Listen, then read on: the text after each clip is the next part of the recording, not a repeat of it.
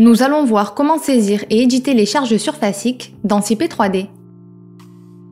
Pour ce faire, nous ouvrons le menu Charge en haut de l'interface.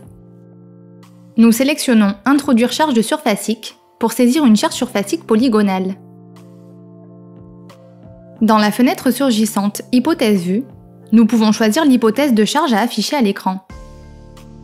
Nous pouvons également voir toutes les hypothèses en cochant la case correspondante. Nous cliquons ensuite avec le bouton gauche de la souris sur les points formant le polygone du contour de la charge surfacique. Une fois terminé, nous confirmons en faisant clic droit.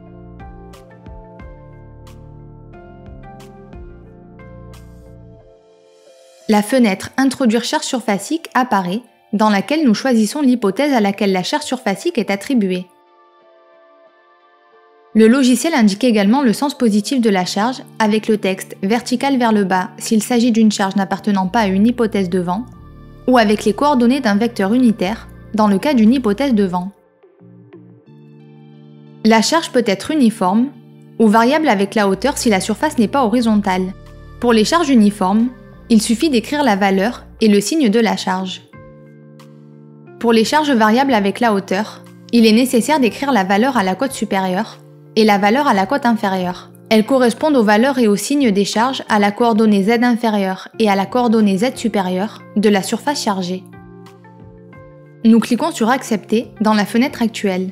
En introduisant une nouvelle charge surfacique, le logiciel détecte si elle se superpose à un panneau préexistant. Dans le cas contraire, le logiciel affiche le message suivant. Voulez-vous créer un panneau associé à la nouvelle charge surfacique ?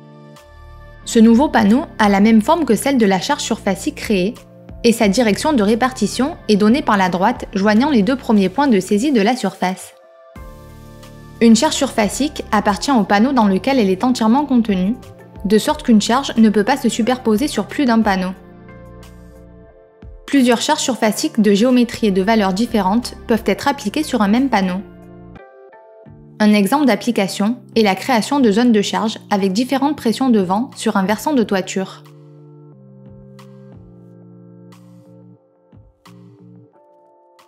L'option suivante du menu, Éditer charges surfaciques, permet de modifier les charges surfaciques sélectionnées. Comme précédemment, seules les charges associées à l'hypothèse vue sont affichées à l'écran. Nous sélectionnons les charges une par une avec le bouton gauche ou par capture. Puis, nous confirmons en faisant clic droit. Dans la fenêtre surgissante Charge surfacique, nous pouvons modifier ces données.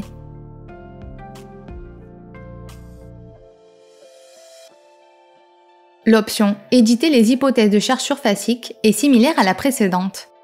Dans ce cas, après avoir sélectionné les charges et appuyé sur le bouton droit, nous pouvons uniquement modifier l'hypothèse attribuée aux charges. Pour créer une nouvelle charge surfacique en dupliquant les données d'une charge surfacique existante, nous cliquons sur Copier charge surfacique. Ensuite, nous sélectionnons une charge surfacique et la fenêtre Introduire charge surfacique apparaît à nouveau, où nous indiquons l'hypothèse, le type et les valeurs de la nouvelle charge surfacique.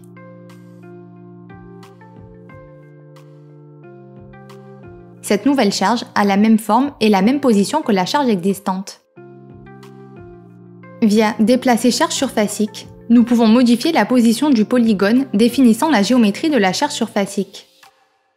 Avant de continuer, nous devons indiquer si nous voulons déplacer également les charges appliquées sur la même zone et appartenant à d'autres hypothèses. Après avoir accepté, nous devons d'abord sélectionner avec le bouton gauche la charge à modifier et ensuite les sommets du polygone à déplacer.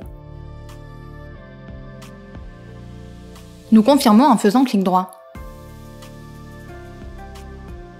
Maintenant, avec le bouton gauche, nous marquons un point d'origine et un point de destination où déplacer le point de référence indiqué, en confirmant l'action avec le bouton droit.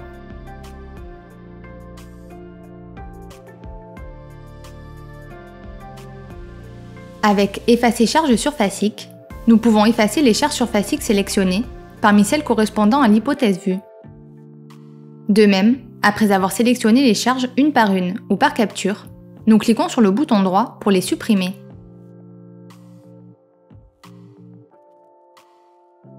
Enfin, l'option Activer/désactiver l'attribution des charges surfaciques nous permet d'indiquer si une ou plusieurs barres peuvent être chargées à la fois par des panneaux et des charges surfaciques.